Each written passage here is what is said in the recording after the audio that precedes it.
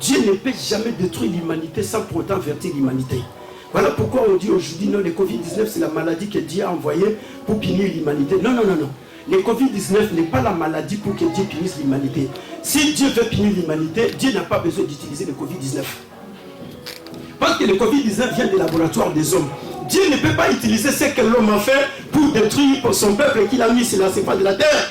Dieu, s'il veut détruire, il va utiliser ce que lui-même a fait. Voilà pourquoi au temps de Noé, il a utilisé les eaux. Parce que c'est lui-même qui a fait les eaux. Au temps de Sodome et Gomorrhe, il a utilisé les feux. Parce que les feux, c'est lui-même qui l'a fait. Au temps de Moïse, Dieu, il a ouvert la terre. La terre a englouti tous les hommes. Parce que la terre, c'est lui-même qui l'a fait. Dieu ne peut pas utiliser ce que les hommes ont fait pour qu'enfin qu'il puisse passer derrière ça. Là, Dieu, il va devenir faible, frère. Alléluia. Là, Dieu, il va devenir impuissant. Dieu, il va devenir incapable. Mais les hommes vont utiliser ce que Dieu a fait pour enfin qu'ils arrivent à leur objectif. Alléluia. Voilà pourquoi, mon frère, voilà pourquoi, ma soeur, Dieu, il aime les occultistes, les choses qu'on t'a volées en 2010. Non, non, frère, tu vas recevoir les choses anciennes. Mais aujourd'hui, il y a l'iPhone 10, il y a l'iPhone 12. Même si tu dois prier pour que Dieu te donne les choses d'aujourd'hui, mais comment toi tu ne tournes le thé? Non, non, non, non, ce sont des prières anti-publiques. Amen. Ce sont des prières ironiques, ça. Il y a des copines qui m'appellent. Non, ça c'est pas un chrétien. Les chrétiens, les serviteurs de Dieu, des pasteurs, des apôtres, qui se promènent, il sait que son téléphone, il ne peut pas les donner chez les frères Bovic, qui est la porte du protocole, sinon c'est très dangereux. Les frères, ils reçoivent le téléphone, ils gardent le téléphone pendant 4 minutes, ils regardent comme ça, 4 messages, 5 messages. Chérie, tu vas bien? Oh, mais apôtre, qu'est-ce qui se passe? Prophète, qu'est-ce qui se passe? Évangéliste, qu'est-ce qui se passe? Un chrétien ne peut pas vivre dans le péché. En vivant dans le péché, il est en train de crucifier Jésus.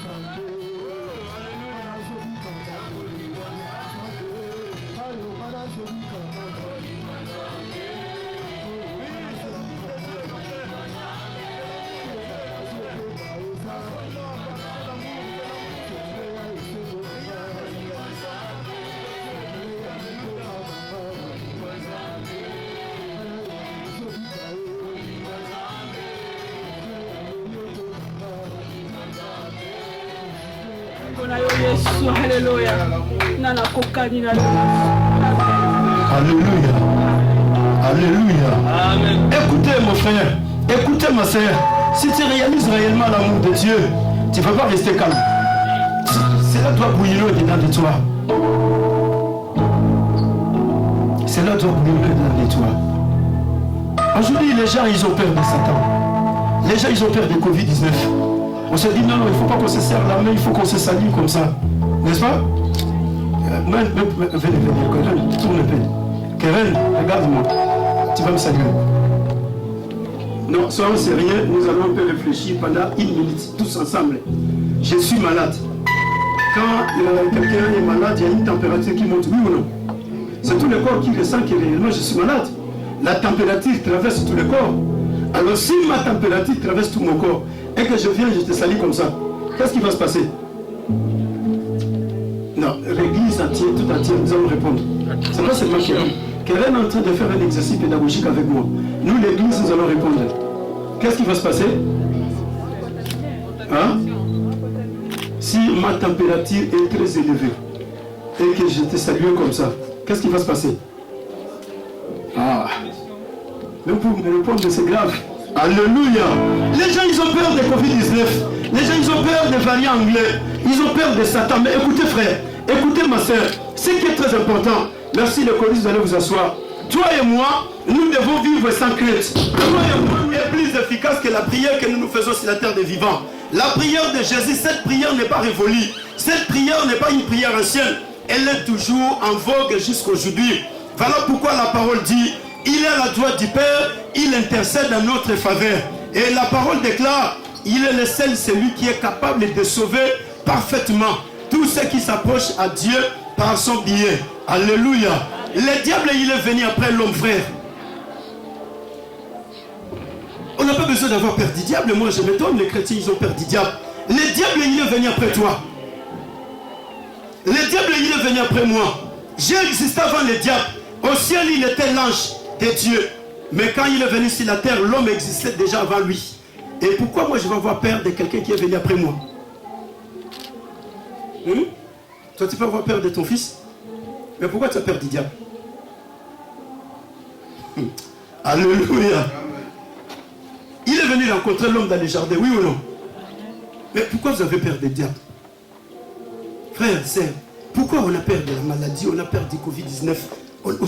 On n'arrive pas à s'approcher les uns les autres parce qu'on a peur. On se dit, non, attention, sinon on peut venir contaminer directement, c'est fini pour toi, tu es parti. Mais écoutez ceci, la Bible dit ceci, je suis l'Éternel ton Dieu qui te guérit de toute maladie et de toute infirmité. Donc même si le Covid-19 m'attaquait, il y a un Dieu qui va me guérir. Donc je n'ai pas besoin de m'effrayer, je n'ai pas besoin de rester triste. La parole de Dieu dit ceci, vous servirez l'Éternel votre Dieu, il bénira vos pères et vos os, il éloignera la maladie loin de toi. Amen. Alléluia. Il éloignera la maladie loin de toi. C'est l'Éternel Dieu qui a prononcé la parole. Mais aujourd'hui, les gens, ils n'ont pas confiance à la parole de Dieu. Ils ont confiance à la parole du médecin. Les gens, ils ont confiance à la parole des hommes. Ils ont confiance aux paroles des scientifiques. Les paroles qui se disent dans les 4 coins du monde entier. Non, non, non, non. Nous, comme étant peuple de Dieu, nous avons confiance à la parole de Dieu. La parole dit ceci. Si Dieu ne bâtit pas la maison, c'est lui qui l'a bâti en vain. Si Dieu ne garde pas la ville, c'est lui qui la garde en vain. On était confinés pendant tous les mois de mars, pendant tous les mois d'avril de l'année passée. Le Covid-19 a pris fin. Non, mais ça, on sait rien, non? Nous allons pas réfléchir. Ce sont aussi des personnes qui réfléchissent, non? 2 mois et demi. Le Covid-19, il est parti. Combien de fois on est dans le couvre-feu? Il est parti, le Covid-19. Et il y a encore un autre qui vient. On nous dit il est plus mortel que le Covid. Variant Sud-Afrique. Variant anglais. Variant brésilien. Il manque que les variants congolais. Alléluia. Ah! Alléluia. Il manque les variants maliens. Et les variants français. C'est ce qu'on attend, non? Et le lendemain, on nous dira variant malien, variant français, variant ivoirien, variants, maintenant où nous allons aller. Parce qu'on va nous parler de tous les pays, il y aura des variants libanais, variants palestiniens, variants, mais où nous allons y aller où? Parce que partout il y a des variants. Tu vas aller dans tel coin, on te dit il y a les variants. Tu veux piétiner dans tel lieu, on te dit il y a un variant là-bas. Où irons-nous? Alléluia. Mais gloire à Dieu, tout cela vient après, frère. Tout cela n'a pas dévancé notre Dieu. Même si cela nous arrivait, la parole de Dieu nous rassure. Jésus-Christ nous a dit, je ne vous laisserai point, je ne vous abandonnerai point. Je serai avec vous jusqu'aux extrémités de la terre. La parole de Dieu nous rassure, frère. Le châtiment qui nous donne la paix est tombé sur Jésus-Christ. Et par ce maître ici, nous sommes guéris. C'est-à-dire que même si on me parlait de toute espèce de maladie, je n'ai pas peur parce que les variants anglais n'est pas la première maladie à exister dans le monde. Non, je n'ai pas peur de cela. Les variants sud-africains n'est pas la première maladie. Avant toutes ces maladies, il y avait des maladies primordiales qu'on nous a parlé. La fois passée, on était ici, on nous disait non, tel est mort de tel cancer, cancer de tel, cancer des poumons, cancer. Et où est parti le cancer aujourd'hui? Alléluia. Mais pourquoi avez-vous peur? Jésus, il a posé la question aux disciples, ils étaient dans la barque avec Jésus. Même avec Jésus dans la barque, mais en train de trembler. Mais Jésus est dans la barque en train de dormir. Pourquoi avez-vous peur? Homme de paix. Alléluia. Romains chapitre 5. Pour le respect de la parole de Dieu, nous allons mettre debout. Et bannis la peur, mon frère. La peur empêche les gens d'avancer. La peur fait que les gens ne puissent pas s'exprimer. La peur fait que les gens soient bloqués. Même s'ils ont raison, à cause de la peur, ils vont perdre leur raison. Nous avons raison de vivre parce que c'est Dieu qui nous donne la vie. Alléluia. Romains chapitre 5. Nous allons lire le verset 6 jusqu'au 11e verset. Nous avons raison de vivre parce que la vie, c'est Dieu qui nous la donne. Personne ne nous prête la vie, mais c'est Dieu lui-même. Et nous avons tout intérêt d'être comme ça, parce que nous avons le Dieu qui est vivant. Romains chapitre 5, verset 6 à 11. Je lis la parole de Dieu au nom du Seigneur Jésus-Christ. Je lis la parole de Dieu au nom du Seigneur Jésus-Christ de Nazareth.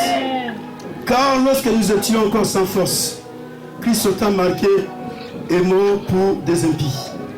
À peine mourrait-on pour un juste. Quelqu'un peut-être mourrait pour un homme de bien. Mais Dieu prouve son amour envers nous. En ce que lorsque nous étions encore des pécheurs, Christ est mort pour nous. À plus forte raison donc, maintenant que nous sommes justifiés par son sang, serons-nous sauvés par lui de la colère. Car si lorsque nous étions ennemis, nous avons été réconciliés avec Dieu par la mort de son Fils, et à plus forte raison, étant réconciliés, serons-nous sauvés par sa vie. Et non seulement cela, mais encore nous nous glorifions en Dieu par notre Seigneur Jésus-Christ, par qui maintenant nous avons obtenu la. Nous avons obtenu la. Alléluia.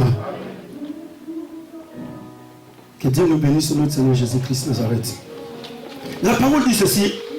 Car lorsque nous étions encore sans force, lorsque nous étions encore sans sortie, lorsque nous étions encore impuissants, incapables, lorsque nous étions encore incompétents, lorsque nous étions perdus dans le monde, alléluia, lorsque nous étions, mon frère, sans force, affaiblis par les péchés, affaiblis par tout ce qui se passe dans les quatre coins du monde entier, mais la parole de Dieu dit ceci, pendant tout ce temps-là, que l'humanité tout entière était sans force, l'humanité était incapable, impuissante de pouvoir dire quelque chose, de faire quelque chose pour enfin s'échapper de la malédiction, pour enfin se sauver.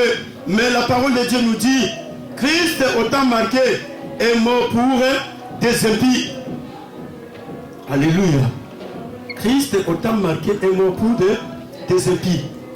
Jésus autant marqué par Dieu, il est mort pour les pécheurs.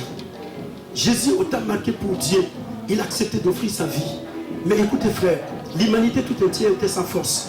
L'humanité tout entière était incapable, impuissant, incompétent. Personne, parce que nous étions tous là-bas, personne n'avait la capacité de se faire sortir du péché. Personne n'avait la capacité de sortir de la malédiction de la loi. Personne n'avait la capacité de lui-même. Impuissant, incompétent, affaibli, abattu, démoralisé. Mais ce qui est beaucoup plus important, pendant ce même temps-là, que nous étions sans force, pendant ce même temps, que nous étions sans capacité, pendant ce même temps, le Saint-Esprit va révéler à Paul pour lui dire, mais c'est pendant ce même temps-là que Dieu il va envoyer son Fils unique, pour qu'enfin qu'il vienne sur la terre et mourir pour les impies, mourir pour les pécheurs, mourir pour les hommes de rien, ces hommes qui étaient anéantis, dévalorisés, parce que le péché ne fait que dévaloriser la vie de l'homme. Alléluia. Le péché enlève la valeur dans la vie de l'homme. Et l'homme était dévalorisé devant Dieu. Satan l'a dévalorisé en lui faisant pécher, en désobéissant à Dieu et en faisant la volonté de Satan. Il a été dévalorisé. Mais dans ce temps-là, il y a un homme qui est venu. Il est sorti du ciel, il est venu sur la terre pour enfin valoriser l'homme face à Dieu, pour qu'enfin l'homme retrouve sa valeur d'origine, l'homme retrouve sa position d'origine. Et la Bible dit, Christ est mort pour les impies. Alléluia. Jésus est mort pour les pécheurs. Écoutez mon frère, écoutez ma soeur, la chose la plus importante pour toi et moi, nous devons comprendre que Dieu, il a besoin des pécheurs. Tous les pécheurs qui sont dans les quatre coins du monde entier, Dieu, il a besoin d'eux. Malheureusement que l'église aujourd'hui vit encore dans l'Antiquité. Alléluia. L'église est retournée dans l'Antiquité. Qu'est-ce qui se passe? L'église, nous qui sommes là, l'église, nous disons non, non, non. Ces gens-là, ce sont des sorciers. Alors les sorciers, il faut qu'on leur envoie les feux, qu'ils soient brûlés totalement. Comme ça, nous, on n'a pas besoin d'eux. Alléluia. Les sorciers, il faut vraiment qu'on les éloigne parce que nous n'avons pas besoin de sorciers. Frère, sœur, toi tu n'as pas besoin de sorciers, mais Dieu, il en a besoin. La Bible dit ceci, Dieu, il aime les pécheurs, mais il haït les péchés. Dieu n'haït pas l'homme qu'il a fait à son image et à sa ressemblance. Si Dieu haïssait l'homme, toi et moi, hier, on était aussi des pécheurs comme tous ces pécheurs. Hier, on était dans l'impudicité, dans la débauche, dans l'adultère, dans l'ivrognerie, dans les mensonges, mais Dieu ne nous a jamais haïs. Dieu, au temps opportun, il a envoyé son fils Jésus-Christ. Mais l'église actuelle, c'est une église de l'Antiquité. L'église fait des prières de l'Antiquité. Non, l'effet de Dieu. Quel effet brûle? Quel Dieu? Il s'agit de quel Dieu? Dieu est amour.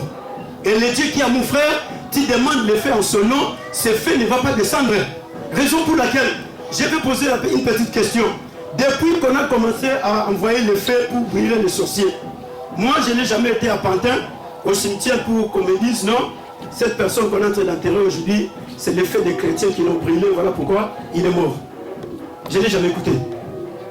Et je ne sais pas si vous avez quelqu'un qui vous avez déjà appris cela. Vous avez déjà appris qu'il y a quelqu'un qui est mort par le feu des chrétiens, le feu qu'on envoie chaque jour pour brûler les sorciers. Et il y a un sorcier qui a été brûlé par le feu et il est mort. Il y en a? Exactement, maman Philo. Il n'y en a pas. Non, si vous avez déjà cette preuve, dites-le moi. Comme ça, je serai avec vous. Mais s'il n'y en a pas, en tout cas, restons calmes. Croyons à la parole de Dieu. Un jour, Jésus faisait marche avec les disciples. Ils sont arrivés dans la ville de Samarie. Et Jésus parlait, il prêchait la parole de Dieu. Et quand il prêchait, les gens ne croyaient pas la parole. Qu'est-ce qui s'est passé? Jean et son frère Jacques, ils sont venus voir Jésus. Quand ils sont venus le voir, ils vont lui solliciter pour lui dire, écoutez Jésus, comme tu es capable de sauver ces gens, nous allons les sauver à ta place. Veux-tu que nous puissions évoquer le fait que le fait les brille? Quelle était la réponse de Jésus? Jésus leur dira, vous savez de quel esprit vous êtes animé? Cet esprit qui vous anime, c'est l'esprit de Satan. Ce n'est pas l'esprit de Dieu. Dieu a envoyé le feu au temps de Sodome et Gomorrhe. Il avait déjà averti les peuples. Frères, sœurs, Dieu ne peut jamais détruire l'humanité sans pour autant avertir l'humanité. Voilà pourquoi on dit aujourd'hui, non, le Covid-19, c'est la maladie que Dieu a envoyée pour punir l'humanité. Non, non, non, non. Le Covid-19 n'est pas la maladie pour que Dieu punisse l'humanité. Si Dieu veut punir l'humanité, Dieu n'a pas besoin d'utiliser le Covid-19. Parce que le Covid-19 vient des laboratoires des hommes. Dieu ne peut pas utiliser ce que l'homme a fait pour détruire son peuple qu'il a mis sur la surface de la terre. Dieu, s'il veut détruire, il va utiliser ce que lui-même a fait. Voilà pourquoi au temps de Noé, il a utilisé les eaux. Parce que c'est lui-même qui a fait les eaux. Au temps de Sodome et Gomorrhe, il a utilisé les feux. Parce que les feux, c'est lui-même qui l'a fait. Au temps de Moïse, Dieu, il a ouvert la terre. La terre a englouti tous les hommes. Parce que la terre, c'est lui-même qui l'a fait. Dieu ne peut pas utiliser ce que les hommes ont fait pour qu'enfin qu'il puisse passer derrière ça. Là, Dieu, il va devenir faible, frère. Alléluia. Là, Dieu, il va devenir impuissant.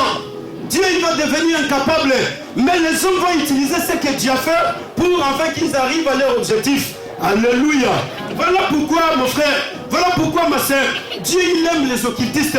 Dieu, il aime les charlatans. Dieu, il aime les magiciens. Dieu lui aime toutes ces personnes. C'est pour cela qu'il a donné son fils sur la croix pour qu'enfin qu'il puisse mourir à cause de toutes ces personnes. L'église a la triple responsabilité d'apporter le message de l'amour de Dieu auprès des sorciers et des sorcières. Dis aux sorciers, Dieu t'aime. Mais ce que Dieu a eu, c'est ta sorcellerie. Dis aux magiciens, Dieu t'aime. Mais ce que Dieu a eu, c'est ta magie. Dis aux charlatans, Dieu t'aime. Mais ce que Dieu refuse, c'est ce que tu es en train de faire là. Dis aux voyants, Dieu il t'aime. Mais ce que Dieu refuse, c'est ce que tu fais là. Frère, Dieu il aime l'homme qu'il a fait à son image et à sa ressemblance. Dieu ne peut jamais détruire l'homme. Voilà pourquoi même au temps du prophète Ézéchiel, Dieu il appellerait. Je cherche un homme qui se mettra à la brèche pour élever le mur, pour qu'enfin que je ne détruise pas le pays. Mais je n'en ai point tout. Oh là là, répondez-nous. Alléluia. Amen. Je n'en ai point tout. Mais nous les chrétiens aujourd'hui, nous faisons des prières, des esquisses. On fait des prières, des raisons. On cherche la raison. Non, non, moi j'ai raison. Pourquoi? C'est pour cela que Dieu, je suis en train de prier de cette façon. Non, toi tu n'as jamais eu raison. Moi je n'ai pas raison. C'est Dieu seul qui a raison. Voilà pourquoi même au temps de Sodome et Gomorrhe, avant de détruire Sodome et Gomorrhe, Dieu il a averti Abraham. Frère, Dieu ne peut rien faire sur la terre sans pour autant avertir son peuple. Dieu il a averti les gens. Dieu même quand il a détruit au temps de Noé, il a averti. Il a dit à Noé, va propager le message. Et le message est parti. Aujourd'hui, pour que Dieu détruise l'humanité, Dieu il a envoyé sa parole. La parole de Dieu est là pour avertir les hommes, pour qu'afin que la destruction de Dieu, la colère, le jugement de Dieu ne tombe pas sur l'humanité. Dieu ne fait pas des choses comme ça au hasard. Non, non, non. Là, ce n'est plus Dieu. Alléluia. Amen. Non, y a quelqu'un que je suivais qui dit non, voilà, et vous tous qui êtes en Europe, vous devez rentrer en Afrique. Parce que sinon, vous allez devenir des esclaves. J'ai dit, mes frères, qui t'a parlé? Et puis après, il dit, ainsi dit l'Éternel. Je crois que vous avez suivi ces frères, non? Frère, Dieu, il a fait sortir Israël sur le territoire de l'Égypte. Parce que c'était toute la nation qui était partie en captivité. Et la nation tout entière devrait retourner à Israël. Mais quand le temps est arrivé pour que Dieu délivre Israël de Babylone, ce ne sont pas tous les Égyptiens, les Hébreux qui sont rentrés à Jérusalem. Daniel est resté à Babylone. Il est mort à Babylone. Meshach, Shadrach, Abednego n'ont jamais retourné à Jérusalem. Esther, Mardoché, tous les autres n'ont jamais retourné. Mais il y a de ceux qui sont retournés pour reconstruire le temple, pour reconstruire les miracles de Jérusalem. Néhémie et les autres, ils sont retournés. Mais qui est ce Dieu qui te dit que tous les Africains doivent rentrer chez eux? C'est de la blague, non? Alléluia. Et après on dit, ainsi dit l'Éternel. Les gens disent, ah oui, oui, entre prophètes à l'objet. Alléluia. Le temps de prophétiser n'est pas encore arrivé. Le Saint-Esprit va utiliser des hommes et des femmes sur la terre. Parce qu'il a promis, je mettrai mon esprit sur toute chair. Vos fils et vos filles prophétiseront. Ce ne sont pas des blabla là qu'on est en train de dire là. Mais le temps va y arriver. Où les fils et les filles de Dieu vont commencer à prophétiser dans tous les quatre coins du monde entier. Et ces choses vont s'accomplir. Dieu, il aime les pécheurs, frère. Le pécheur qui est dans l'état du péché, tu n'as pas besoin de se moquer de lui. Le pécheur qui est en train de pourrir là-bas dans le péché, ce que tu as à faire comme démarche, c'est de lui démontrer l'amour de Dieu. À cause de ton péché, Dieu il a déjà payé le prix. Voilà pourquoi la parole de Dieu dit, Dieu n'aime pas la mort d'un pécheur. Mais Dieu veut que les pécheurs se détournent de ces mauvaises voies afin qu'ils reviennent à Dieu. Mais c'est le travail que l'Église doit faire. C'est le message que l'Église doit apporter. Mais l'Église aujourd'hui n'apporte que le message de division, le message de séparation, le message de destruction. Pour dire à Anne, écoutez Anne, si tu ne mets pas au monde, c'est parce que ton oncle est en train de t'empêcher. Mais tu ne connais pas la signification des noms de cette femme. Amen. Alléluia. Et comment son oncle va l'empêcher? Son nom signifie grâce. Est-ce que tu peux empêcher la grâce d'agir? Non. Amen. Alléluia. Amen. Ah non, si les choses ne marchent pas, c'est ta tante paternelle. Si les choses ne marchent pas, c'est celui-là. Frère, sœur, c'est faux. Ça, c'est l'Antiquité. La Bible dit, nous sommes sauvés par la grâce de Dieu au moyen de la foi. On n'est pas sauvés parce qu'il y a quelqu'un qui est dans notre famille qui a fait le travail pour que nous soyons sauvés. Nous sommes sauvés par la grâce de Dieu. Âme signifie grâce. Et comment est-ce que tu vas empêcher la grâce de ne pas pouvoir sauver l'humanité? Voilà pourquoi elle devrait donner un enfant qui devrait devenir prophète. Alléluia. Elle devrait mettre au monde un enfant qui devrait devenir prophète. C'est à cause d'abord des origines de son nom, la signification de son prénom. Et aujourd'hui, on empêche beaucoup des enfants de Dieu pour qu'ils n'évoluent pas avec le Saint-Esprit. On te dit non, non. Mais moi, je suis grâce, non? Je m'appelle grâce. Et comment tu vas empêcher la grâce pour que cela ne puisse pas évoluer? Comment tu vas empêcher la grâce pour que les choses ne puissent pas s'accomplir? C'est faux et archi faux. Mais la parole de Dieu dit, Dieu il aime les pécheurs. Dieu il aime, frère, même les charlatans, même les marabouts, les plus grands sorciers de tout le monde, dans les quatre coins du monde entier. Les occultistes qui sont dans les quatre coins, Dieu les aime. Dieu sait qu'il a eu, c'est l'occultisme. Les idolâtres qui sont dans les quatre coins du monde entier, Dieu les aime. Ce que Dieu a eu, c'est l'idolâtrie. Dieu il aime, frère, les francs-maçons qui sont dans la franc-maçonnerie. Mais ce que Dieu a eu, c'est la franc-maçonnerie. Dieu il aime tous ceux qui sont dans l'Illuminati. Mais ce que Dieu a eu, c'est les pratiques qui sont là-bas à l'intérieur. Mais l'homme, Dieu l'aime. Voilà pourquoi tu dois porter le message de l'amour de Dieu aux familles du monde entier. Aujourd'hui, les familles souffrent parce qu'on leur apporte des messages de division et de séparation. On leur dit non, non, non. Si la famille ne va pas bien, c'est parce que votre père, il a fait ceci. Comme il était un grand occultiste, il a bloqué toutes vos vies. Alors c'est comme ça qu'aujourd'hui, vous ne pouvez pas avancer. Oui, c'est bien, mon père était dans l'occultisme. Il a pratiqué son occultisme. Et moi, mon problème, c'est lequel? Quel est mon problème avec mon père? Alléluia. Et la Bible est trop claire, noir et blanc. Dieu, il aime ce qu'il aime. Alors comme moi j'aime Dieu, Dieu il fait quoi? Il m'aime. Et l'occultisme de mon père va m'empêcher pour que Dieu ne me fasse pas avancer? Non mais c'est faux. C'est faux. Et c'est comme ça que vous voyez, beaucoup de chrétiens vivent dans la frustration. Beaucoup de chrétiens, ils n'avancent pas spirituellement. Il n'y a pas la croissance spirituelle dans la vie de beaucoup de chrétiens. Il n'y a pas l'épanouissement spirituel. 25 ans, 35 ans à l'église, 10 ans, 3 ans, 4 ans à l'église, la personne est toujours dans la même position. Et on ne comprend pas. Qu'est-ce qui se passe dans la vie de la personne? C'est parce que la personne n'a pas encore vécu l'amour de Dieu.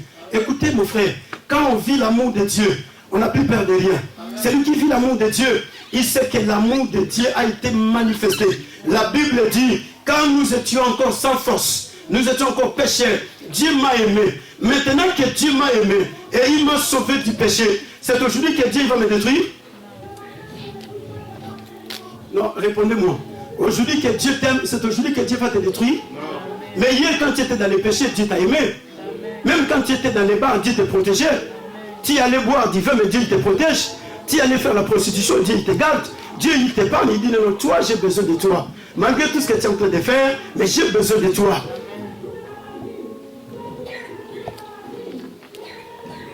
Et aujourd'hui, Dieu il t'a pris là où tu étais. Dieu il m'a pris là où j'étais. C'est aujourd'hui que Dieu va me détruire. Non, ça c'est l'Antiquité. Ça c'est le message de l'Antiquité, frère. Voilà pourquoi les hommes sur la terre ont besoin de vivre l'amour de Dieu. La Bible dit, quand nous étions encore sans force, quand nous étions encore pécheurs, impuissants, incompétents, incapables de nous sauver de nous-mêmes, mais Dieu au temps opportun, il a envoyé son Fils pour qu'enfin qu'il vienne mourir pour les pécheurs. Alléluia. Il y a des sœurs, il y a des frères et sœurs aujourd'hui, il y a des enfants de Dieu qui souffrent aujourd'hui, c'est parce qu'ils n'ont pas encore vécu l'amour de Dieu. Ils n'ont pas compris la valeur de l'amour de Dieu. Et quand on ne comprend pas, frère, la valeur de l'amour de Dieu, on va continuer à vivre comme si on est seul. On va continuer à vivre comme si on n'a pas Dieu. On va continuer à vivre, c'est comme si Dieu ne nous a jamais aimés. Mais la Bible dit quoi au verset 8? Dieu a prouvé son amour. Dieu, il a démontré son amour. Au temps opportun, Dieu, il a envoyé son Fils unique. La Bible dit dans le livre de Galates 4:4, Dieu, au temps fixé par lui, il a envoyé son Fils né d'une vierge femme sous la loi, pour qu'enfin qu'il vienne quoi? Il vienne nous sauver, pour qu'enfin qu'il vienne délivrer. Alléluia. S'il y a quelqu'un qui peut nous faire la lecture rapidement, Galates 4:4, qu'est-ce que nous dit la parole de Dieu? Je lis la parole du Seigneur. Amen.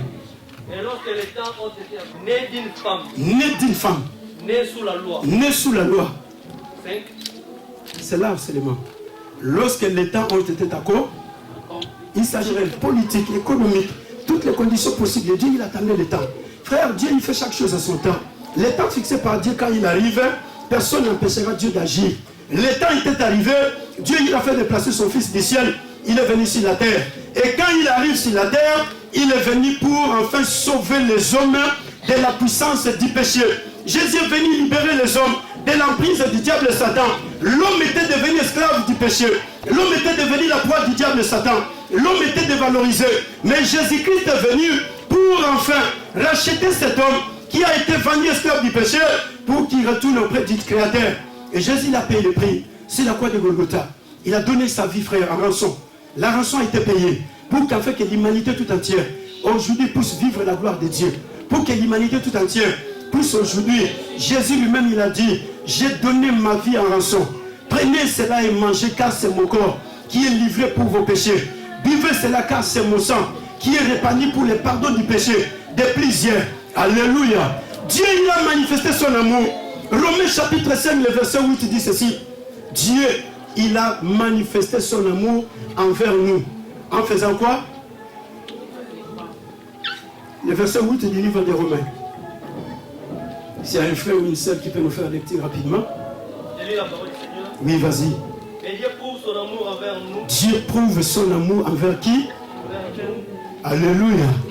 Afin que, lorsque nous étions encore de pécheurs, Afin que lorsque nous étions encore des pécheurs, Christ est mort pour nous. Christ a fait quoi?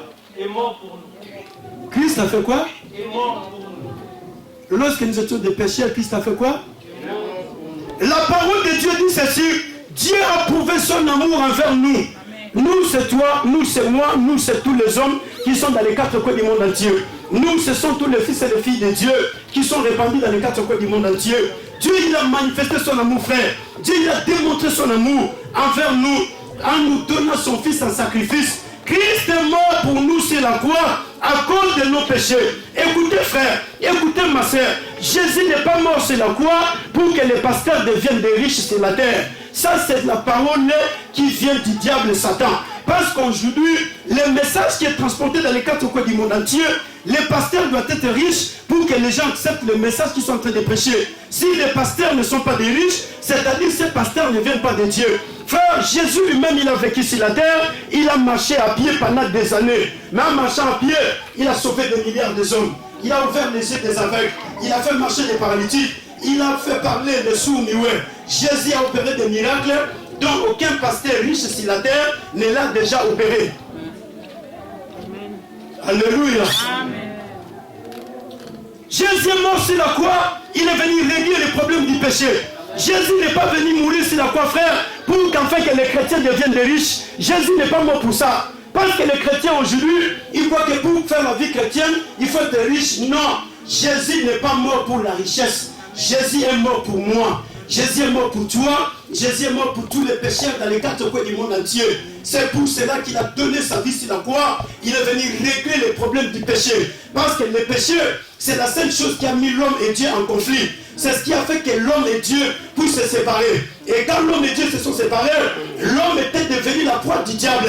L'homme était devenu l'ennemi de Dieu et il était devenu l'ami de Satan. L'homme, il a commencé à travailler au service de Satan. Mais Dieu ne pouvait pas laisser cet homme, frère. Voilà pourquoi tout ce qui vient, cela vient après.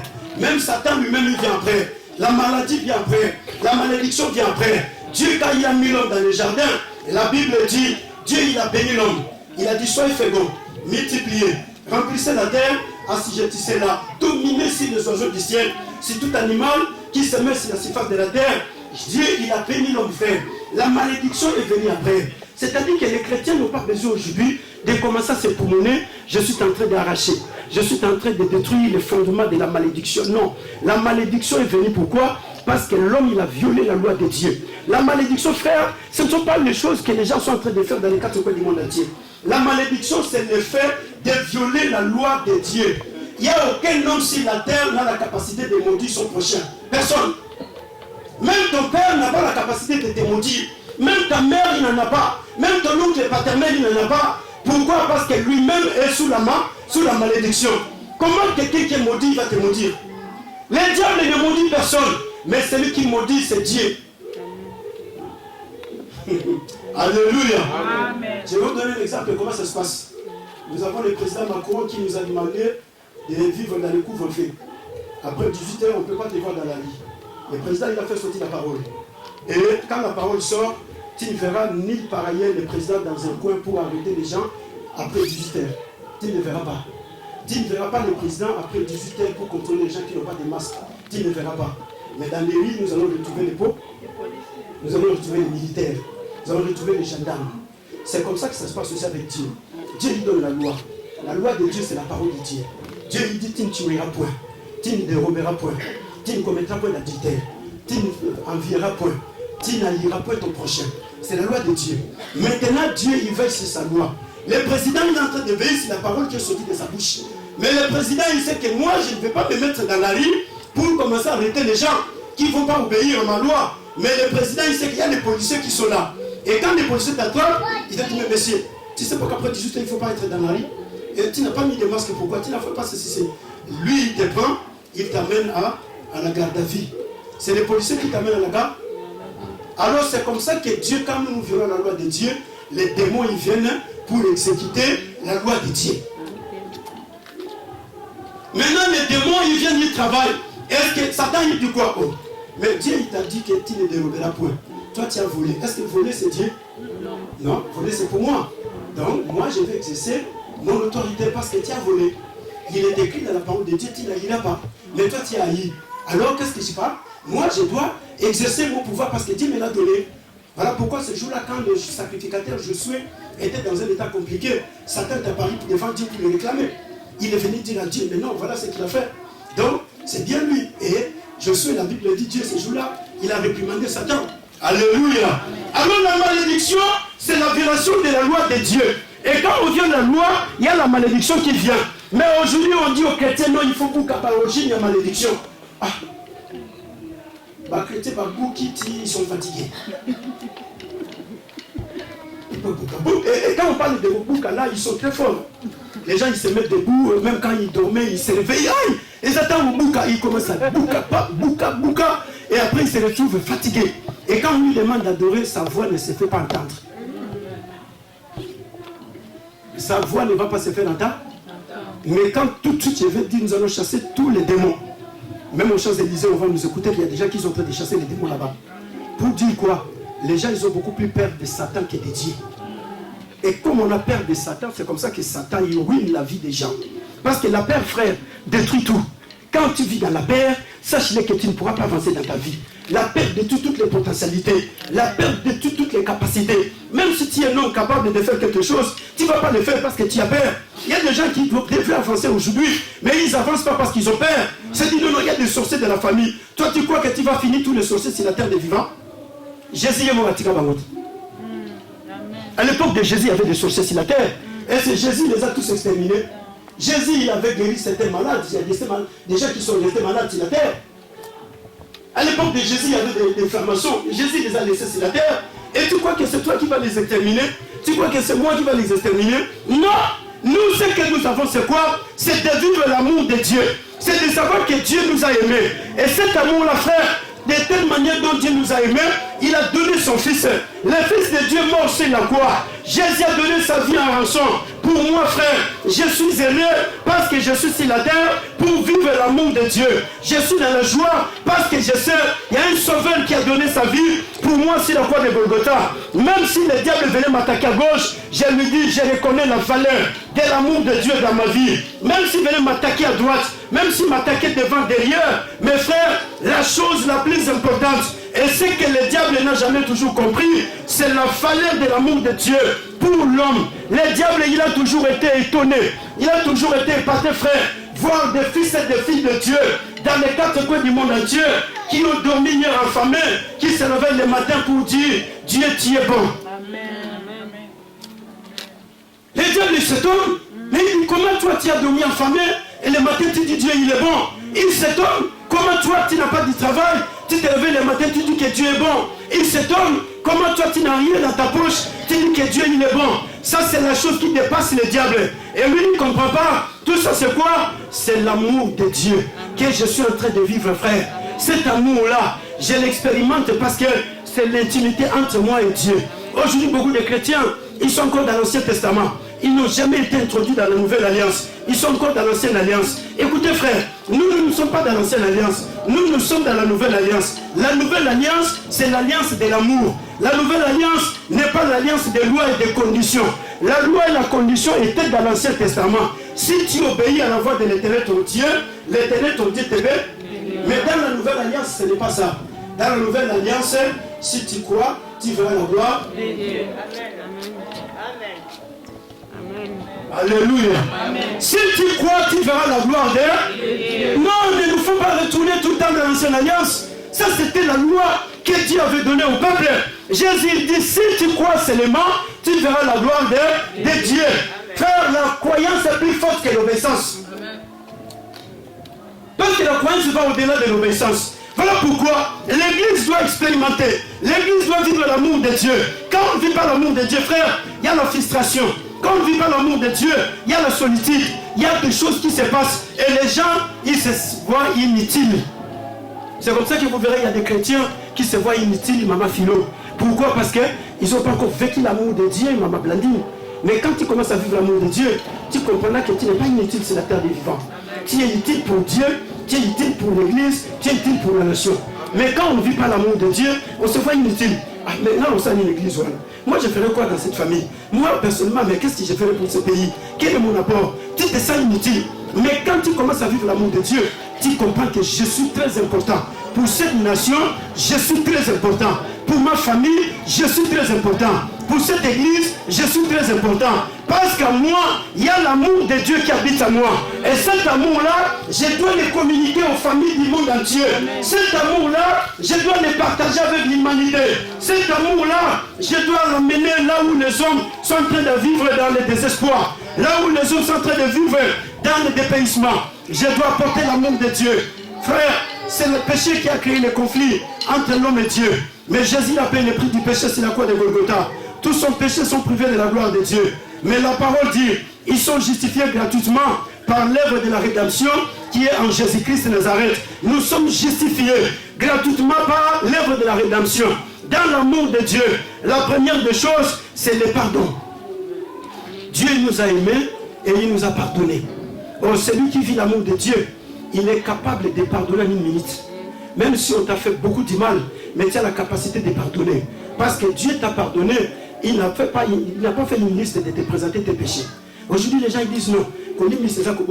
Non, pardonner, c'est oublier. Dieu, il nous pardonne, il oublie tout. Il efface tous nos péchés. Mais il y a des chrétiens aujourd'hui, voilà pourquoi vous verrez, il y a des chrétiens qui n'avancent pas. Spirituellement, les gens ne vont pas de l'avant. Pourquoi? Parce que tu as pardonné, mais tu as la rancune, on dit, garde encore ces choses dans ton cœur, non? Et tu veux aller où? Viens. Tu veux mettre un pas, le diable te fait retourner en arrière en 2000 pas.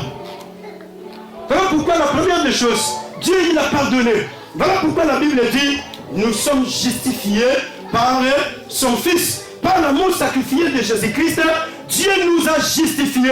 La justification de Dieu venue dans notre vie, frère, ce n'est pas parce que nous les méritons, mais c'est au travers du pardon du péché que Jésus a accompli sur la croix de Golgotha. Jésus en mourant, il a prononcé la parole. Père, pardonne-leur, car ils ne savent pas ce qu'ils sont en train de faire. C'était la parole prononcée par Jésus. Amen. Parce que Jésus nous a aimés. Amen. Il a demandé que le Père nous pardonne. Mais aujourd'hui, nous n'arrivons pas à pardonner. Même si on pardonne, on n'arrive pas à oublier. Mais Dieu, quand il pardonne, il oublie. Raison pour laquelle vous verrez David, tout le temps quand il péchait, il plairait à Dieu. Il disait quoi? Dieu, pardonne-moi et efface tous mes iniquités. Pourquoi il faisait cela? Frère, si Dieu n'efface pas nos iniquités, si Dieu n'efface pas les péchés, la descendance qui viendra naîtra dans les conséquences du péché. Voilà pourquoi David, qui avait la promesse de la naissance du grand roi, le roi devrait naître dans sa famille. Le Dieu vivant devrait apparaître dans la famille de David. David, sachant que cet homme qui naîtra, viendra pour régler les problèmes du péché. Et quand il vient, il naît encore dans le péché. Comment les choses vont-ils se passer? Non, Dieu, efface mes iniquités, efface mes péchés. Parce qu'il y a un véritable David qui naîtra dans ma descendance. Lui, il viendra régler les problèmes du péché. Voilà pourquoi, frère, il est très important que les chrétiens règlent les problèmes du péché. La plus grande situation qui est difficile, c'est le péché. Jésus a déjà réglé les problèmes du péché sur la croix. Si nous voulons vivre la gloire de Dieu sur la terre, nous devons nous abstenir du péché. L'Église ne peut pas continuer à vivre dans le péché. Les chrétiens aujourd'hui, ils prennent une phrase. Jésus est venu pour détruire les œuvres du diable. C'est la seule phrase qu'on prend. Mais la phrase qui est au-dessus, on ne la prend pas. La Bible dit d'abord, celui qui pêche est du diable. Car le diable a péché dès le corps. Cette phrase-là, on ne la prend pas. On pense seulement Jésus est venu détruire les œuvres du diable. Allez, détruisez les œuvres de la sorcellerie. Non, frère. Jésus est venu détruire les œuvres du diable. Ses œuvres, c'est l'épée. C'est pour cela qu'il est mort sur la croix. La sorcellerie, c'est la conséquence du péché. La magie, c'est la conséquence du péché. La haine, la jalousie, la méchanceté, c'est la conséquence du péché. Et si cela est résolu, ça dit qu'il n'y aura plus de péché. Les gens ne vont plus vivre dans la haine. L'adultère, c'est la conséquence du péché. La débauche, l'impudicité, c'est la conséquence du péché. Mais un chrétien doit régler ses problèmes. Parce que les chrétiens ne peuvent pas vivre dans les péchés.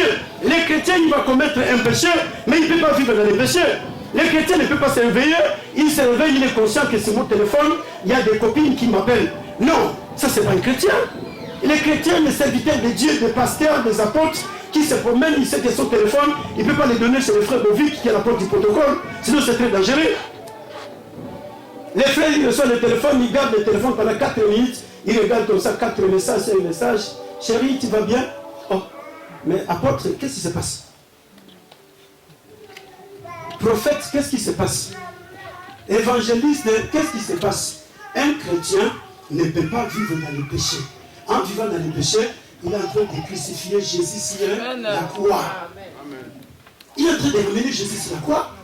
Mais cela ne veut pas dire qu'un chrétien ne va pas pécher. Non, il va commettre le péché, mais il ne va pas vivre dans le péché. Le péché devient une erreur, mais il ne va pas le faire consciemment. Il sait vraiment que non, je suis frère, je chante à l'église, je suis marié, et après je laisse ma femme et je vais chercher des amantes dehors. Non, c'est faux.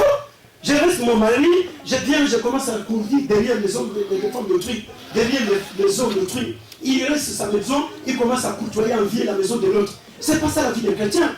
Un chrétien, c'est celui qui règle les problèmes du péché. C'est pour cela que Jésus est venu mourir sur la croix. Les chrétiens ne peuvent pas continuer à haïr les gens.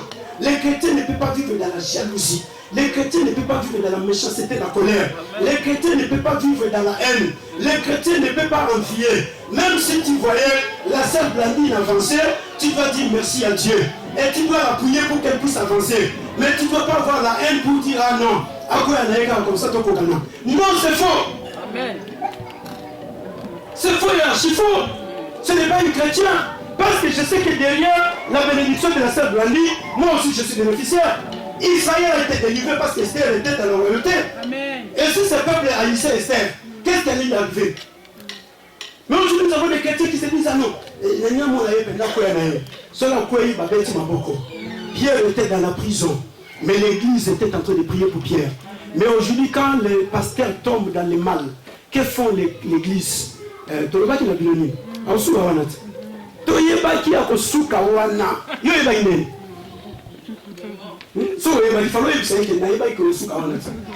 depuis toute ta vie il n'a jamais dit? C'est la jalousie, c'est la méchanceté, c'est la haine. Voilà pourquoi ces choses ne font pas avancer l'église de Dieu. Ces choses ne font pas avancer les peuples de Dieu. Ces choses font que l'église retourne toujours en arrière. Quand les frères se marient, dis gloire à Dieu, parce que c'est son temps, il s'est marié.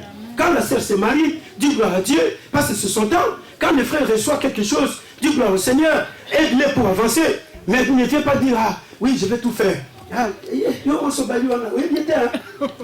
C'est là, tout le monde est bien. Nous sommes nés avec lui dans la même ville. Nous avons grandi dans le même quartier. Mais avant, tu étais où? Tu étais où avant? Pourquoi tu ne me l'as jamais dit? C'est aujourd'hui seulement que tu viens pour me révéler, non? Toi tu ne le connais pas, moi je le connais. Non, c'est faux. Alléluia. Jésus a donné sa vie pour nous sur la croix. Jésus s'est offert. La Bible dit c'est pour cela que Dieu nous a justifiés. La justification n'est pas notre mérite, frère. Mais c'est Dieu qui nous a justifiés par la mort sacrificielle de son fils Jésus-Christ Nazareth. C'est-à-dire quoi? Dès lors que tu acceptes Jésus-Christ comme Seigneur et Sauveur de ta vie, Dieu te justifie. Devant Dieu, tu es considéré comme juste. Devant Dieu, tu es considéré comme saint. Dieu te considère comme quelqu'un qui n'a jamais péché. Dieu il te voit comme ça, comme si tu n'as jamais péché. Et dès l'instant où tu entres dans les livres de vie de Dieu, tous les péchés que tu vas commettre après, tu dois prendre garde de cela. Tu dois savoir les confesser et prendre la décision d'abandonner.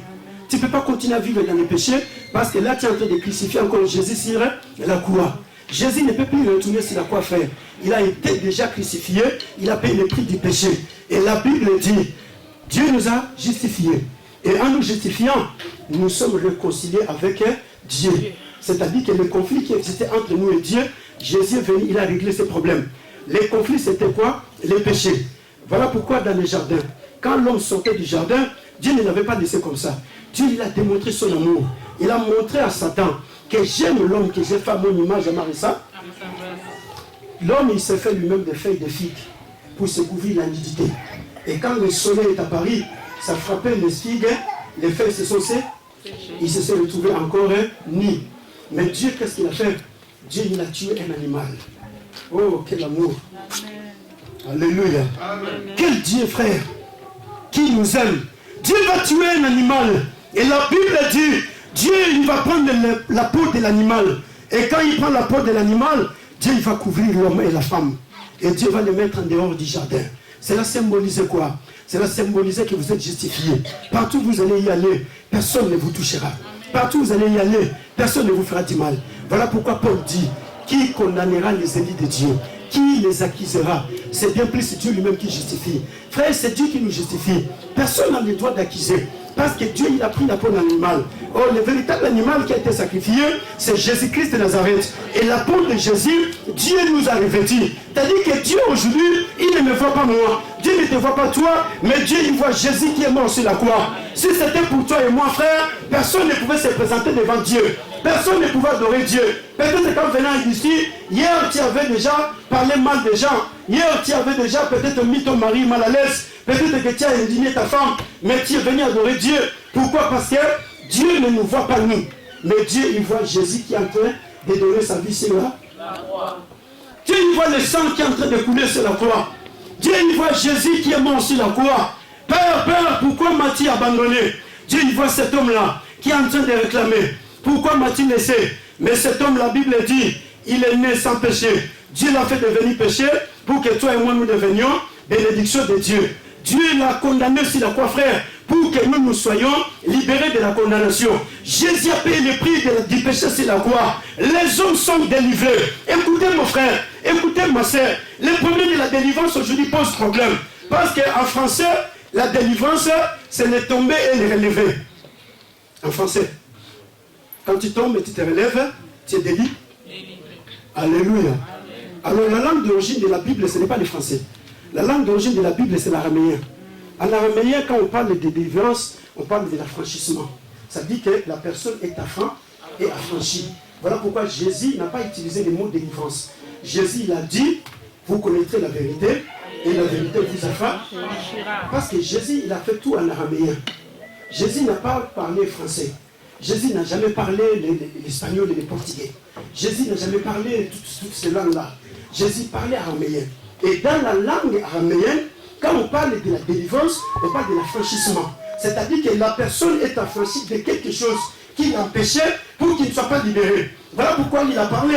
Vous connaîtrez la vérité et la vérité vous affranchira. Si le Fils de l'homme t'affranchit aujourd'hui, tu deviens réellement libre. Amen. Si le Fils de l'homme t'affranchit aujourd'hui, tu deviens réellement libre. C'est-à-dire que la délivrance n'est pas là. Tout le processus là qu'on fait aujourd'hui dans les églises, la délivrance, c'est être libre du mensonge, c'est être libre de l'impudicité, être libre de la débauche, être libre de l'adultère, être libre de la méchanceté, être libre du vol, être libre de toutes ces choses. C'est ce qu'on appelle la délivrance.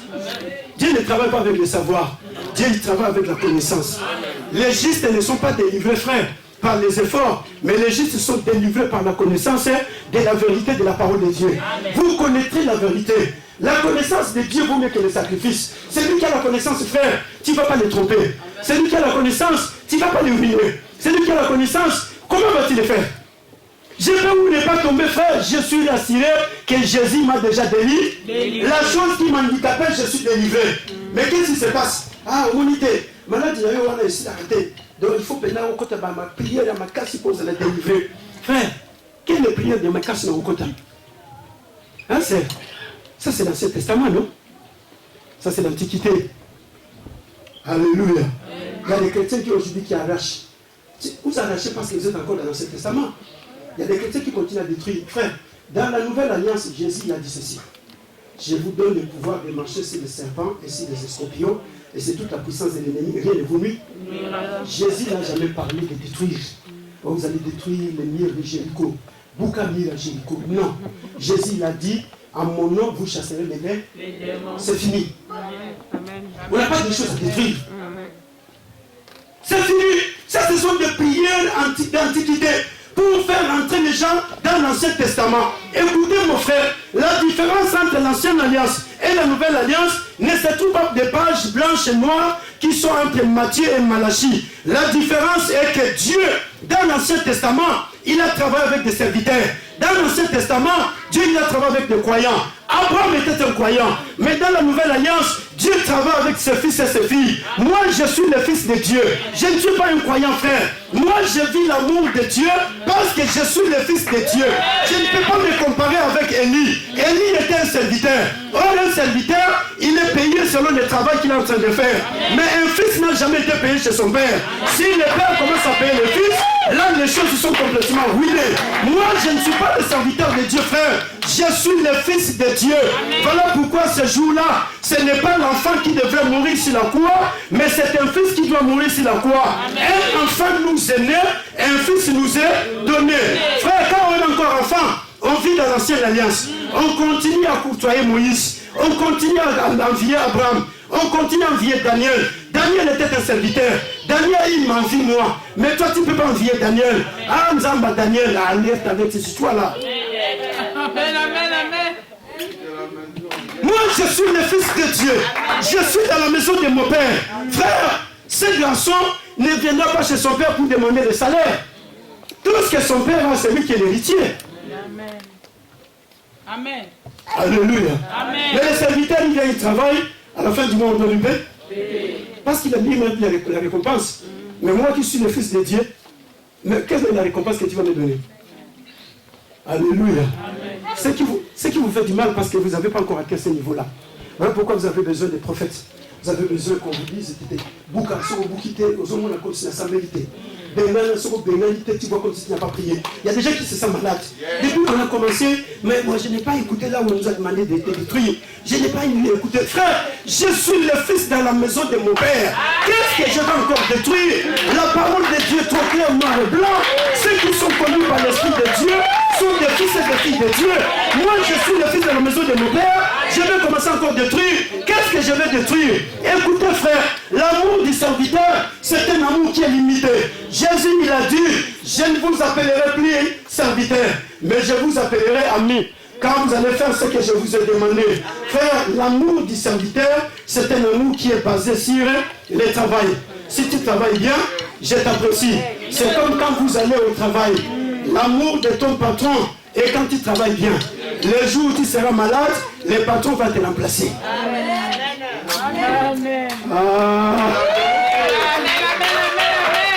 Alléluia. Le jour où tu es malade, le patron va te remplacer. Et le patron ne va pas t'accompagner à l'hôpital. Il va rester chez lui dans son bureau. Mais le jour où je suis malade, Dieu aussi est aussi malade. Le jour où je suis en train de pleurer, Dieu est aussi en train de pleurer. Parce que je suis son fils. Quand l'enfant est malade, les papas et la maman ne sont pas tranquilles. Parce qu'il y a un fils qui est malade, frère. Ils doivent tout faire pour qu'afin que cet enfant retrouve la santé. Mais l'employé, il est là dans son bureau. Voilà pourquoi, frère, moi je suis le fils de Dieu. Jésus a manifesté cet amour. Il m'a réconcilié avec le Père. Paul nous dit, maintenant que nous sommes réconciliés avec Dieu, est-ce que Dieu va encore nous détruire? Non. Mais comment vous êtes en train de vivre encore avec Moïse? Vous êtes en train de vivre toujours avec Abraham. Ah, Nzambe Abraham. Abraham, c'est la référence biblique comme il a dit. Mais nous ne vivons pas leur vie. Parce qu'Abraham, c'est un croyant. Moi, je ne suis pas croyant. Abraham, il a crié. C'est l'homme qui a été imputé à justice. Parce qu'il a crié. Ce sont des serviteurs, Rosalie. Moi, je suis le fils de Dieu. Toi, tu es le fils de Dieu. Mais qu'est-ce qui se passe? 1 Jean chapitre 4. Oh, gloire au Seigneur. Amen. Alléluia. Amen. Moi, je suis le fils de Dieu. Je ne suis pas enfant, je suis fils. L'enfant, c'est celui-là. L'enfant, il est là pour embêter les gens. Mais le fils, c'est la maturité. L'enfant, c'est l'immaturité. Voilà pourquoi aujourd'hui, C'est à cause de cet état-là. Or, les gens doivent quitter l'état de l'enfance et devenir des fils et des filles de Dieu. N'a pas donné un enfant à mourir ici la croix. Un enfant ne peut pas sauver. Mais celui qui est mort, c'est un fils. L'enfant, il est là, il commence à pleurer. On lui pose la question, qu'est-ce qui se passe? Ah, tu pleures pourquoi? Il ne va pas t'expliquer. Mais quand il va poser la question à un fils, il va t'expliquer. Voilà pourquoi mon frère, ma soeur, quand il y a des fils de Dieu, le royaume de Dieu va de l'avant. Mais quand il y a des enfants, il y a des disputes, il y a des querelles. Les gens ils se disputent même dans l'église. Les gens ils se querellent entre eux à l'église parce qu'ils sont enfants. Mais les jours ils vont quitter le statut d'enfant pour le statut de fils, de fille. Ah, le royaume de Dieu va avancer d'une rapidité dont personne ne croira. Les hommes vont croire en Dieu. 1 Jean chapitre 4. Qu'est-ce que nous dit la parole de Dieu? Verset 9 à 10. Nous allons prier. Le Saint-Esprit est vivant. Nous allons porter le message de l'amour de Dieu dans les familles du monde entier. L'amour de Dieu a été manifesté envers nous. L'amour de Dieu a été manifesté envers nous. En ce que Dieu a envoyé son Fils unique dans le monde. En ce que Dieu a envoyé son Fils unique dans le Afin que nous vivons par lui. Afin que nous fassions quoi? Nous vivons par lui.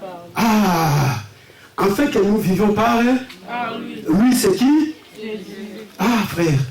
Afin que nous vivons par lui, lui c'est Jésus. L'amour de Dieu a été manifesté pour eux. L'amour de Dieu a été manifesté envers nous. Envers nous. En ce que Dieu a envoyé son Fils. Afin que Dieu a envoyé son Fils. Dieu n'a pas envoyé son enfant. Dieu a envoyé son Fils. Alléluia. Vas-y. Afin que nous vivions par lui. Afin que nous vivions par eux. Ok. Isaac, Dieu n'a pas envoyé un enfant. Vas-y. Et cet amour consiste. Cet amour consiste.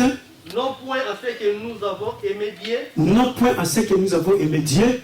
Mais en ce qu'il nous a aimé et envoyé son Fils comme victime expiatoire. Il nous a aimés et il a envoyé son Fils comme victime expiatoire de nos péchés. Alléluia. Ce n'est pas nous qui avons aimé Dieu, frère. Ce n'est pas toi qui avais fait le choix. Mais c'est Dieu lui-même qui t'a aimé. L'amour de Dieu est un amour inconditionnel. L'amour de Dieu n'a pas de préalable. Il n'y a pas de protocole dans l'amour de Dieu. Pour les hommes, il y a des protocoles. Pour les hommes, il y a des choix à faire. Il y a des exigences. Non. Alléluia. L'amour de Dieu, c'est le lien vital qui scelle l'union entre le Père, le Fils et l'Église que nous sommes. C'est-à-dire que c'est ce lien-là vital. L'amour de Dieu, c'est l'engagement sacrificiel de Dieu. Frère, sans intérêt. Dieu, il s'est sacrifié. Il a donné son Fils Jésus-Christ. Et Jésus est venu. Il a donné sa vie sur la croix pour moi. Il a donné sa vie sur la croix pour les sorciers, les charlatans. Écoutez, frère, tout ce qui vient après, cela n'a pas la capacité d'empêcher Dieu d'accomplir sa volonté dans ta vie. Parce que cela vient après. Aussi, nous sommes sauvés. Le salut, c'est l'expression de l'amour de Dieu. La grâce, c'est l'expression de l'amour de Dieu. Tout ça, c'est l'expression. Oh, l'amour a un nom. L'amour de Dieu, c'est Jésus-Christ qui est venu sur la terre. Dieu a tant aimé le monde de telle manière qu'il a tourné son unique Fils. L'amour de Dieu, c'est un homme, frère. Cet homme-là, il est venu, Dieu l'a mis sur la terre pour enfin qu'il puisse accomplir la volonté de Dieu. Les péchés qui devraient t'amener à l'enfer, Dieu l'a fait retomber sur Jésus. La colère de ce péché, Dieu l'a fait retomber sur Jésus. Jésus était devenu péché sur la croix pour que toi et moi nous soyons justifiés. Et Dieu nous a justifiés par sa grâce. Personne n'a mérité cela. Et la Bible dit, Dieu, il nous a envoyé son Fils unique pour que nous vivions par lui et Papa Ogi. Nous ne devons pas vivre par les paroles des hommes, ni les paroles du président, ni les paroles des ministres, qui que ce soit, mais nous vivons par Dieu. Nous vivons par Jésus-Christ sur la terre des vivants. Donc Jésus est là, c'est lui l'expression de l'amour de Dieu. Les miracles qui s'opèrent sur la terre, c'est le résultat de l'amour de Dieu. La grâce de Dieu. Si tu es marié aujourd'hui, c'est le résultat de l'amour de Dieu. Si tu as des enfants aujourd'hui, c'est le résultat de l'amour de Dieu. Si tu as du travail aujourd'hui, c'est le résultat de l'amour de Dieu. Si tu as des papiers aujourd'hui, c'est le résultat de l'amour de Dieu. Si tu as des enfants aujourd'hui, c'est le résultat de l'amour de Dieu. Voilà pourquoi tu peux te battre, tu ne peux pas te battre la poitrine, mais tu dois toujours te reconnaître en Dieu. C'est lui qui reconnaît ces choses. C'est quelqu'un qui crée Dieu. C'est quelqu'un qui dit non. C'est que je suis ce Dieu. Je ne peux pas prendre Dieu à la légère. Dieu, je dois l'honorer. Dieu, je dois l'obéir. Dieu, je dois le respecter. Parce qu'il a fait de Jésus la victime expiatoire de nos péchés. Jésus a pris notre place sur la croix de Golgotha. Frère, le plus grand problème, c'est le péché. Quand le problème du péché est réglé, le reste, Dieu il va le faire automatiquement. Dieu, rien ne peut l'empêcher si ce n'est que le problème du péché. Voilà pourquoi la Bible dit, la prière d'un péché est une abomination dans les oreilles de Dieu. Donc quand on prie et on va encore pécher, cette prière-là, Dieu ne va pas l'exaucer. Pourquoi? Parce que c'est une abomination aux oreilles de Dieu. Comment tu vas prier et que Dieu puisse l'exaucer aussi longtemps que tu n'arrives pas à respecter ton mari, tu n'arrives pas à respecter ta femme, tu n'arrives pas à respecter les autres, tu n'arrives pas à vivre dans la communion avec les autres? Comment ça va se faire? Quand tu commences à gronder ton mari, c'est comme si c'est toi qui l'as pris en mariage. Yo,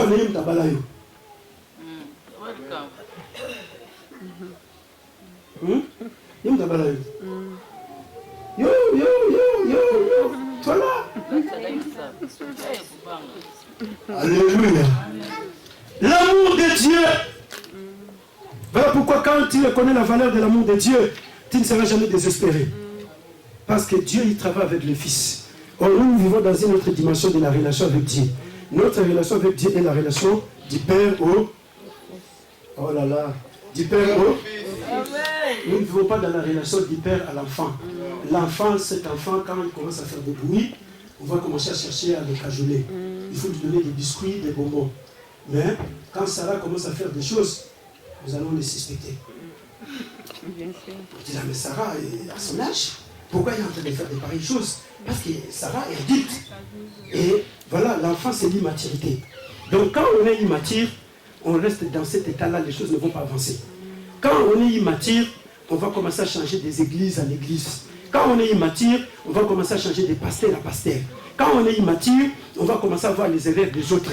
Quand on est immature, on va commencer à critiquer les autres.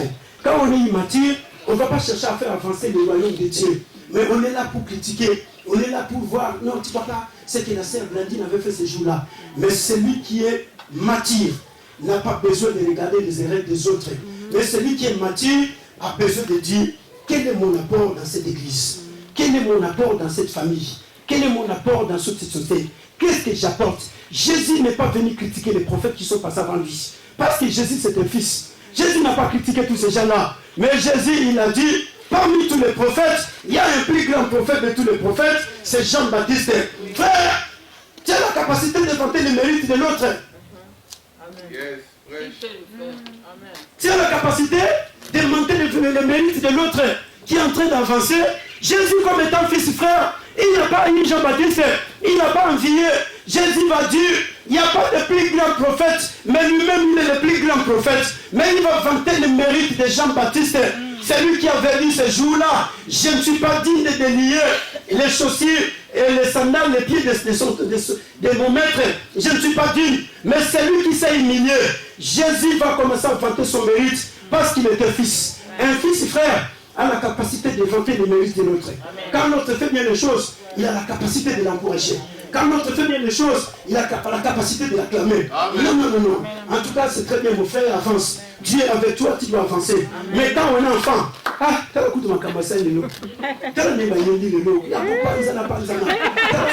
mais il y a Matthieu, non? Jean, tout ça. Amen. Que le Saint-Esprit aide l'Église. Alléluia. Amen. Le Saint-Esprit doit aider l'Église. L'Église doit quitter de l'état de l'enfant et devenir de fils et de filles de Dieu. Un fils est celui qui cherche le bien de son père. Un fils, c'est quelqu'un qui cherche le bien de son père.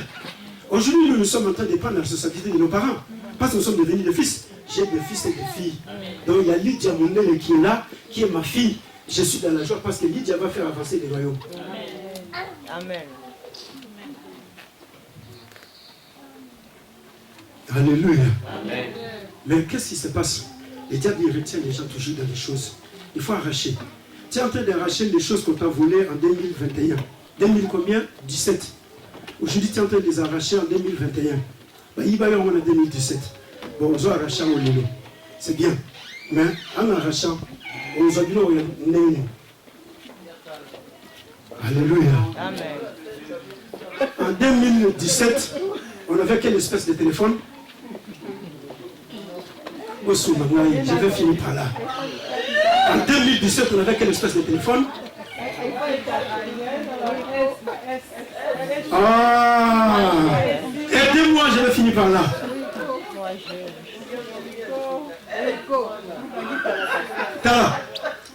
Ça s'entend aux autres, ça va sur l'antiquité. En 2017, il y avait des téléphones compliqués. En 2020, on a aujourd'hui iPhone combien? On a quoi encore? Alors toi, tu es en train d'arracher les choses qu'on t'a volées en 2010. Non, frère, tu vas recevoir les choses anciennes. Mais aujourd'hui, il y a l'iPhone 22, 10, il y a l'iPhone 12. Même si tu dois prier pour que Dieu te donne les choses d'aujourd'hui. Mais comment toi tu les tournes de tête? Dans une vidéo, on a Satan Zouaki. Non, ce sont des prières anti-publiques. Amen. Ce sont des prières ironiques, ça. Non, la Bible dit, Christ nous a racheté de la malédiction de la loi. Et la parole est trop claire. La parole dit, grâce soit rendue à Dieu, le Père de notre Seigneur et Sauveur Jésus-Christ, qui nous a bénis de toutes sortes de bénédictions spirituelles dans les lieux célestes en Christ Jésus. En Christ Jésus, je suis béni. En Christ Jésus, je ne suis pas maudit. En Christ Jésus, je suis guéri. En Christ Jésus, je ne suis pas malade. En Christ Jésus, je suis frère élevé. En Christ Jésus, je ne suis pas humilié. Mais c'est le problème des temps. Voilà pourquoi l'amour de Dieu, l'Église doit vivre cet amour-là. L'Église ne doit pas retourner dans des prières d'antiquité. Il y a un kangeli va te bénir, va porte une église exaltée. À cause de la prière, tant que vous avez un pasteur au bon nez, montez tout maé. Montez tout mon bail. Yo, démon, au coup d'un ensemble de l'anglais. Mais si vous avez un mobile, le démon, c'est quoi, yo, Zane? Que le Saint-Esprit est de l'église. Amen. Alléluia. Amen. Écoutez, mon frère, l'amour de Dieu est plus fort que le péché. L'amour de Dieu est plus fort que la mort. L'amour de Dieu est plus fort que la malédiction. Oh mort, où est ton aiguillon? L'aiguillon de la mort, et c'est le péché. Le péché et la mort ont été engloutis dans la victoire. Et pourquoi on espère du péché? Pourquoi on espère de la mort? L'amour de Dieu est plus fort que la maladie. Maladie, la Bible dit, c'est par le maîtrise de Jésus-Christ que nous sommes guéris. Le châtiment qui nous donne la paix est tombé sur Jésus-Christ. Dieu ne peut plus me châtier, frère. Si tu commets un péché aujourd'hui, confesse, prends la décision, Dieu te pardonne. Parce qu'il a dit, il est fidèle et juste pour pardonner les péchés de celui qui compte. Tu confesses, tu prends la décision d'abandonner. Dieu, il oublie tout. Le problème, c'est celui-là. L'amour de Dieu est plus fort que la crise économique. Même toi, debout, nous allons prier. L'amour de Dieu est plus fort que Satan lui-même. Satan n'a pas pu résister devant l'amour de Dieu. C'est la chose qui le dépasse. Je suis le fils de la maison de mon père. L'amour de Dieu est plus fort que les liens, les traditions de famille. L'amour de Dieu est plus fort que la sorcellerie, frère. L'amour de Dieu, c'est une personne. Cette personne, c'est Jésus-Christ de Nazareth. Il a effacé l'acte de les ordonnances qui subsistaient contre nous. Il les a cloués sur la croix. Et il a dépouillé les dominations des autorités. Et il les a livrés publiquement en spectacle. Il a triomphé de par la croix. Évangélisons, proclamons le message de l'amour de Dieu dans les familles. Apportons le message de l'amour de Dieu. Quand nous allons commencer à vivre dans l'amour de Dieu, frère, Dieu va faire des choses merveilleuses dans cette église. Les miracles, c'est le résultat de l'amour de Dieu. La bénédiction, c'est le résultat de l'amour de Dieu. L'épanouissement, c'est le résultat de l'amour de Dieu. Mais traitons les problèmes du péché. Mettons cela de côté. Nous allons vivre la gloire de Dieu dans ce monde.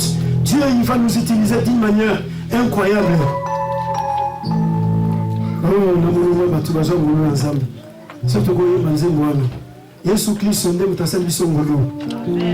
Alléluia. Dieu, je suis le fils de la maison de mon père.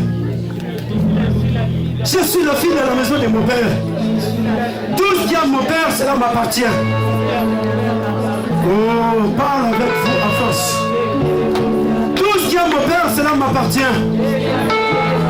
Je suis le fils de Dieu. Je suis la fille de Dieu Tout-Puissant. Dieu est mon père.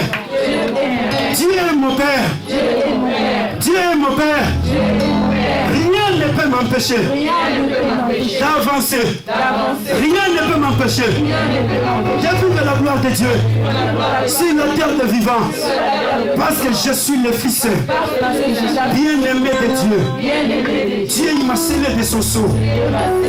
Je suis le Fils intouchable de Dieu. Je suis le Fils intouchable de Dieu. Je suis le Fils du royaume. Rien ne peut me détruire sur la terre des vivants. L'amour de Dieu est plus fort que la malédiction de la famille. Le prix de la malédiction a été payé sur la croix. L'amour de Dieu est plus fort que les liens de tradition de famille. L'amour de Dieu pour ma vie, c'est Jésus-Christ Nazareth. L'amour de Dieu est plus fort que le Covid-19. L'amour de Dieu est plus fort que le variant anglais. L'amour de Dieu est plus fort que la stérilité. L'amour de Dieu est plus fort que le célibat. L'amour de Dieu, frère, est plus fort que le rejet des hommes. Oh, élève tes mains. L'amour de Dieu est plus fort que toutes les lois des hommes sur la terre des vivants. Oui, l'amour de Dieu est plus fort. Le Dieu de la parole, il est là ce matin. Il est en train de remplir ton cœur de son amour. Il est en train de déverser son amour et sa puissance dans ton cœur. L'amour de Dieu est plus fort, frère, que la méchanceté des hommes. L'amour de Dieu est plus fort que la haine et la jalousie des hommes. L'amour de Dieu est plus fort, mon frère, ma soeur. Oh, alléluia. L'amour de Dieu a fait de nous des fils et des filles de Dieu.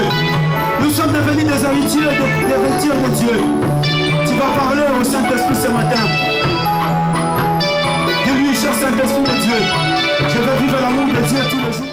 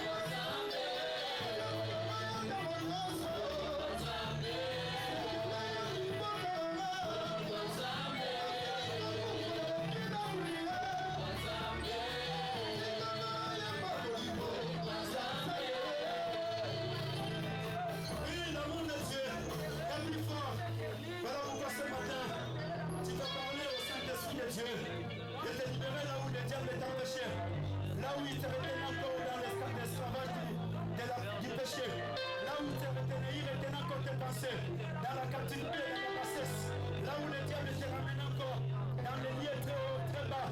Mais tu vas dire au Saint-Esprit de Dieu, libère ma mentalité, libère mon esprit, libère dans le nom puissant de Jésus-Christ Nazareth. Que la gloire de Dieu soit ton partage. Que tu vives la véritable liberté maintenant. Dans le nom puissant de Jésus-Christ Nazareth. Vous connaîtrez la vérité vous affranchira. Que cette parole t'affranchisse aujourd'hui. Et que tu sois libre maintenant.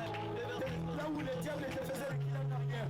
Dans le nom puissant de Jésus-Christ Nazareth.